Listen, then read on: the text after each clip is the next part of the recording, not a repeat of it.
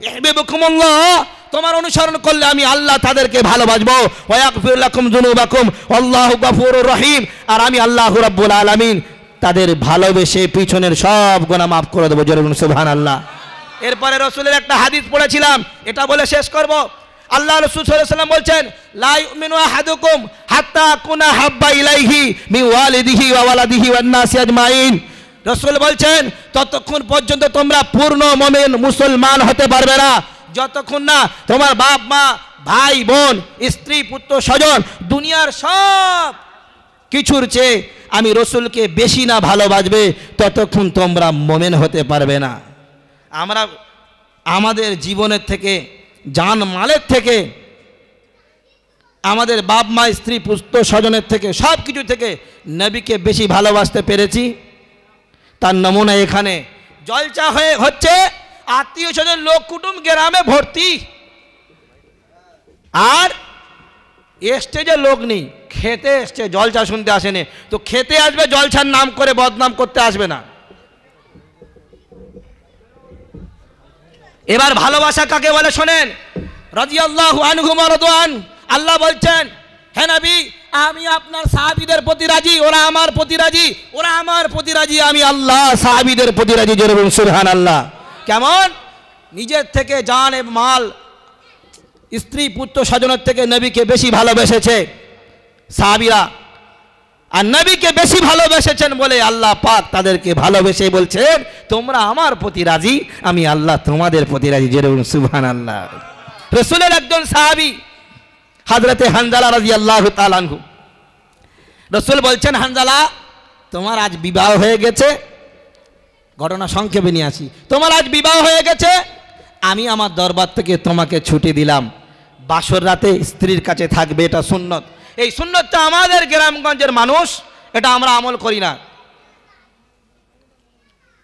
আজকের যদি একটা মেয়ের বিয়ে হয়, তার সাথে নানিকে পাঠাবে, না দাদিকে, বলবো ওখানে গিয়ে শুবি পাশে। কথা বুঝতে পারছেন না? পারেন নাই?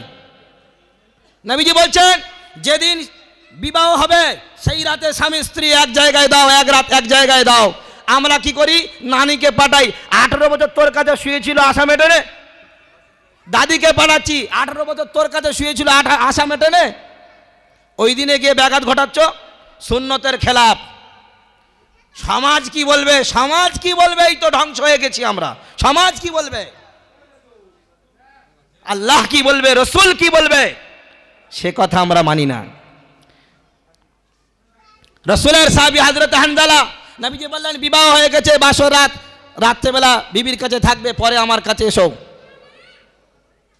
হযরত হানজালা বাড়ি চলে গেলেন, রাত্রেবেলা বিবির কাছে থাকলেন। গোসল ফরজ হয়ে গেছে, গোসল করবে, এমত অবস্থায় পানি ঢালবে, এলান হচ্ছে, কে আছো আল্লাহর বান্দা, আল্লাহর হুকুম হয়েছে, রাসূলের থেকে এলান হয়েছে, রাসূলের পক্ষ থেকে জিহাদের ময়দানে যেতে হবে, উহুদের ময়দানে যেতে হবে, আল্লাহ এবং তার রাসূলকে দিন বাঁচানোর জন্য বেরিয়ে এসো, কে আছো আল্লাহর বান্দা। হযরতে হানজালা চিন্তা করছেন, যদি গোসল করি আর কাপড় পাল্টাবো, ভিজে কাপড় পাল্টাবো, বাড়ি যাব, জিহাদের ময়দানে যাব, অনেক দেরি হয়ে যাবে, আমি এই অবস্থায় জিহাদের ময়দানে চলে যাব। বাড়িতে গিয়ে বলছে, বিবি শোনো, আমি তোমাকে ভালোবাসি, তবে আল্লাহ এবং রাসূলের থেকে বেশি ভালোবাসি না। হ্যাঁ বিবি, তুমি সবর করো, ইন্তজার করো, জান্নাতে আল্লাহ চাইলে তোমার সাথে আবার দেখা হবে, আমি আল্লাহ এবং তার রাসূলের দিন বাঁচাতে চললাম। বিবি বলছে, স্বামী আমিও আল্লাহ এবং রাসূল আপনাকে ভালোবাসি, কিন্তু আল্লাহ এবং তার রাসূলের থেকে বেশি ভালোবাসতে পারি না, তাই আল্লাহর জন্য আপনাকে ছেড়ে দিলাম, জান্নাতে দেখা হবে ইনশাআল্লাহ, আল্লাহ যদি বাঁচিয়ে রাখে। জিহাদের ময়দানে গেলেন, শহীদ হয়ে গেলেন। সকাল যখন হলো, হযরতে হানজালার নববধূ রাসূলের দরবারে এসে, আসসালামু আলাইকা ইয়া রাসূলুল্লাহ হাবিবাল্লাহ। ওয়া আলাইকুমুস সালাম। ইয়া রাসূলুল্লাহ, আমি সেই নববধূ হযরতে হানজালার স্ত্রী, আপনার দরবারে এসেছে কি কাজ? ইয়া রাসূলুল্লাহ, আপনার পক্ষ থেকে এলান করা হয়েছে, আমি সেই নববধূ হযরতে হানজালার স্ত্রী। আমার স্বামী নাপাক ছিল, গোসল ফরজ হয়ে গিয়েছিল, ফরজ গোসল না করে দেরি হয়ে যাবে এই চিন্তাধারা নিয়ে নাপাক অবস্থায় জিহাদের ময়দানে গিয়ে শহীদ হয়ে গেছে। আপনি লাশটাকে নিয়ে গোসলের ব্যবস্থা করুন। যারা শহীদ হয়ে যায় আল্লাহর রাস্তায় তাদের গোসল হয় না, কাফনও হয় না, ওই অবস্থায় কবর দিয়ে দাও। কিয়ামতের ময়দানে টাটকা রক্ত নিয়ে আল্লাহর সামনে দাঁড়াবে। আল্লাহ রাব্বুল আলামিন তাদেরকে জান্নাতের ফয়সালা দেবে। কিন্তু হযরত হানজালার বিবি বলছে, ইয়া রাসূলুল্লাহ, আমার স্বামী নাপাক ছিল, এই জন্য গোসলের ব্যবস্থা করতে হবে। রসুল চোখ ভরা পানি, বুক ভরা ব্যথা নিয়ে সাহাবীদেরকে বললেন, সাহাবীরা রে, হযরত হানজালার লাশটা জড়ো করো। 70 থেকে 72 জন সাহাবী ওই যুদ্ধে শহীদ হয়। সবার লাশ পাওয়া গেছে, কিন্তু হযরতে হানজালার লাশটা পাওয়া যায় না। নবীজি অবাক হলেন। হযরত জিবরাইল এসে বললেন, ইয়া রাসূলুল্লাহ, আপনি অবাক হবেন না, চিন্তিত হবেন না, যে আল্লাহ এবং তার রসুলকে নিজের জীবনের থেকে বেশি ভালোবাসে, নিজের নতুন বিবির থেকে বেশি ভালোবাসে। আমার আল্লাহ স্বয়ং তাকে ভালোবাসে। আর আল্লাহ ভালোবেসে আকাশে তুলে নিয়ে ফেরেশতাদের হাত দিয়ে আর জান্নাতের সুগন্ধিময় পানি দিয়ে গোসলের ব্যবস্থা করেছে। টাটকা পানি চুল থেকে টপকাচ্ছে, দেখে হে রাসূল। কবিতায় সুন্দর করে লিখেছেন আর বলেছেন, কান্দিয়া ব্যাকুলো রে হানজালা শহীদ হলো রে, কলিজা ছিঁড়েছে রে সেই জঙ্গে উহুদে, কলিজা ছিঁড়েছে রে সেই জঙ্গে উহুদে। নবীর এক সাহাবী ছিলেন হানজালা নামেতে, আর তিনি শহীদ হয়েছিলেন বিবাহের রাত্রিতে গিয়ে জঙ্গে উহুদে। নবীর ডাকে আধার রাতে কহেন বিবির তারে, বিয়ে রাতে চললাম রানে, বিদায় দেওয়া মারে রে যাব জঙ্গে উহুদে। হাত তুলে স্ত্রী বলে আল্লাহর দরবারে, বিয়ে রাতে নব স্বামী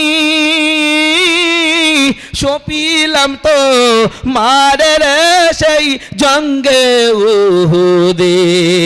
যুদ্ধে গেলেন শহীদ হইলেন নাপাক হালাতে, আর নবী জেনে সাহাবাদের বলেন গোসল দিতে রে সেই জঙ্গে উহুদে। অমনি গাইবি আওয়াজ নবীজি পাইলেন শুনিতে, আর হানজালার গোসল হয়েছে ফেরেশতাদের হাতের জান্নাতের পানিতে। যুদ্ধে গেলেন শহীদ হইলেন নাপাক হালাতে, আর নবী জেনে সাহাবাদের বলেন গোসল দিতে রে সেই জঙ্গে উহুদে। অমনি গাইবি আওয়াজ নবীজি পাইলেন শুনিতে, হানজালার গোসল হয়েছে ফেরেশতাদের হাতের জান্নাতের পানিতে। কান্দিয়া ব্যাকুল রে হানজালা শহীদ হলো রে, কলিজা ছিঁড়েছে রে সেই জঙ্গে উহুদে। আল্লাহ রাব্বুল আলামিন বলেন ফাযকুরুনি আযকুরুকুম ওয়াশকুরুনি ওয়ালা তাকফুরুন। তোমরা যদি আমি আল্লাহ আমাকে স্মরণ করো, আমি আল্লাহ তোমাদের স্মরণ করব। তোমরা যদি আমি আল্লাহ আমার হয়ে যাও, আমি আল্লাহ তোমাদের হয়ে যাব। জোরে বলুন সুবহানাল্লাহ। নারায়ে তাকবীর, নারায়ে তাকবীর। সময় স্বল্পতার কারণে এখানে আমি আমার বক্তব্যকে সমাপ্ত করলাম। বড় বড় আলেমরা কথা বলবেন, এতটুকু সময় হড়বড় করে ঝটপট করে বয়ান বক্তৃতা আমার হয় না। গতবার দিয়ে আমাকে আর বলবেন না, আমি আসবো না, সময় এইভাবে হয় না। আর এরপরে বড় বড় আলেমরা কথা বলবে। বাংলাদেশ থেকে একজন আসছে, আর একজন এসছেন সুন্দরবন থেকে, মাওলানা জয়নাল আবেদিন সাহেব আছেন, আরও কথা বলবে। আমরা এখনও যারা বাইরে আছি আমার ভাই চলে আসে এই মজমা, খুব বড় মজমা, খুব দামি মজমা, কোরআনের মজমা, যেখানে বসলে গুনাহ মাফ হয়ে যায়, নেকিতে আমলনামায় ভরপুর হয়ে যায়, রহমত বর্ষণ হয়। এই মজমা থেকে আমরা কেউ মাহরুম হব না, সবাই চলে আসি। আসসালামু আলাইকুম ওয়া রাহমাতুল্লাহি ওয়া বারাকাতুহু।